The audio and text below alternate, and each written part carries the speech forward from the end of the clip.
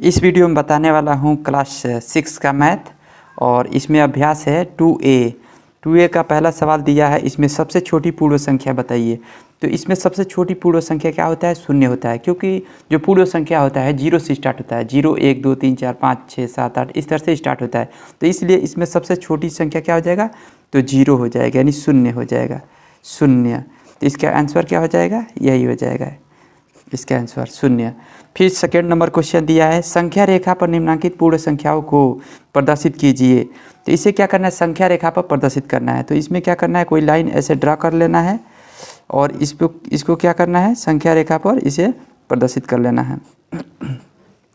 तो इसमें मान लो यहाँ पर शून्य है, फिर यहाँ पर 1 है, फिर यहाँ पर क्या है? 2 है, फिर यहाँ पर क्या है? 3 है, फिर यहाँ पर ये 4 लिख देना है, फिर यहाँ पर ये 5 लिख देना है, फिर यहाँ पर 6 लिख देना है, फिर यहाँ पर ये 7 लिख देना है। तो इस तरह से संख्या रेखा पर हम क्या कर सकते हैं? इस संख्याओं को ये नहीं दर्शा सकते हैं। तो ये सेकेंड नंबर क्वेश्चन क्या हो गया? कंप्लीट हो गया।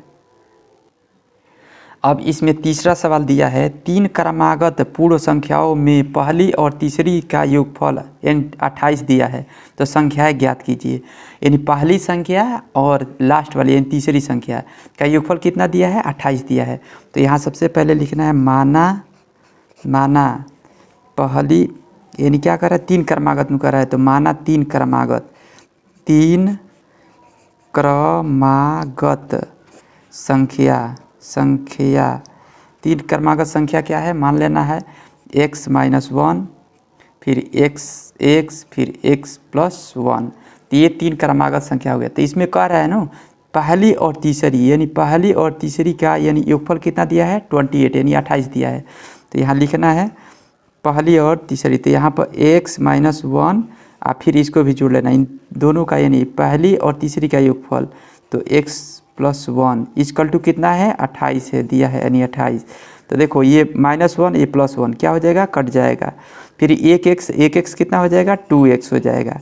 और ये कितना है? 28 है, यानी 28 है। तो अब ये क्या करना है? x = 28 और नीचे ये 2 आ जाएगा, तो 2 से काट दो। तो x = कितना आ जाएगा? यानी 2 × 2 2 × 8। तो x का मान कितना आ गया?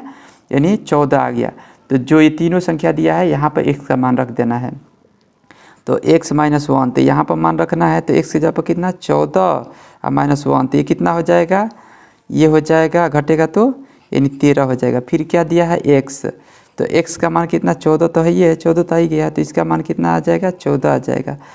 फिर उसके बाद से x + 1, तो इसका मान कितना दिया है? देखो x की जगह पर 14 आया है ना, ये 14, तो 14 रख देना है यहाँ पर, और प्लस ये 1, तो ये 1 लिख देना है। तो 14 ये कितना हो जाएगा? 15। तो इस तरह से 3 क्रमागत संख्या क्या हो जाएगा? 13 14 15। तो इस तरह से ये आंसर हो जाएगा।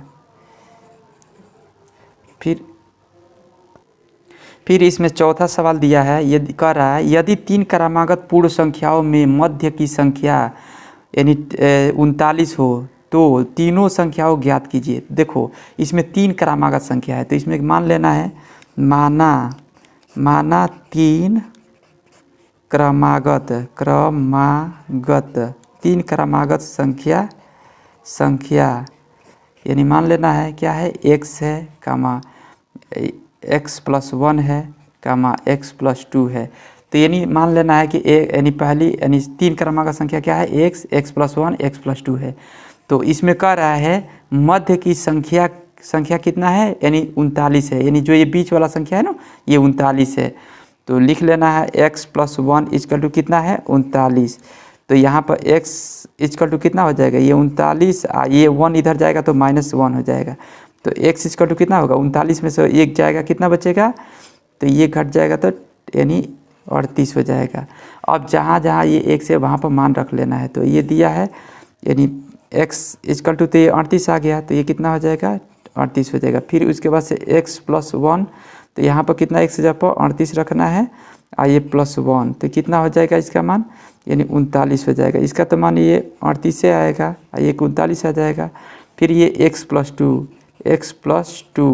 तो x की जगह पर कितना रखना है? 38 रखना है, और प्लस ये 2, तो कि जोड़ने पर कितना हो जाएगा? 40। तो ये 3 क्रमागत संख्या कितना आ जाएगा? 38 39 40।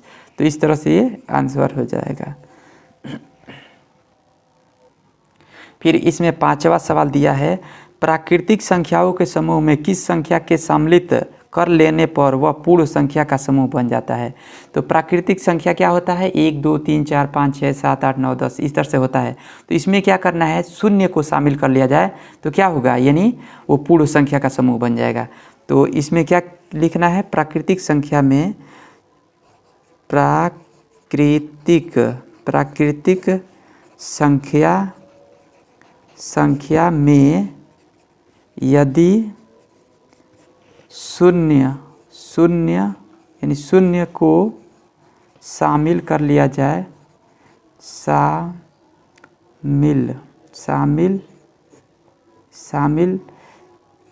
कर लिया जाए तो वह पूर्ण संख्या का समूह बन जाएगा। यानी प्राकृतिक संख्या में क्या करना है, यदि शून्य को शामिल कर लिया जाए तो क्या बन जाएगा, यानी पूर्ण संख्या का समूह बन जाएगा।